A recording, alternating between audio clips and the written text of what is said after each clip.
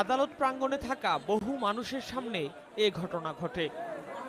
হামলার জন্য বিএনপিকে দায়ী করেছেন হিরো আলম। তার অভিযোগ, তার উপর হামলার নেতৃত্ব দিয়েছেন বগুড়া আদালতের আইনজীবী সহকারী সমিতির কার্যনির্বাহী কমিটির সদস্য রনি সরকার।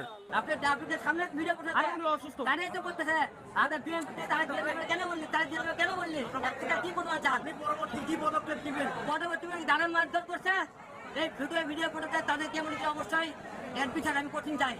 এর বিচার কঠিন আমরা তো এখন যে স্বাধীন হয়ে গেছে, যারা মাঠে আর বিচার না পায় তাহলে বলতে বাংলাদেশের পিছের বলে কোনো কিছু থাকবে না। স্বাধীন আমরা হতে পারিনি তাহলে।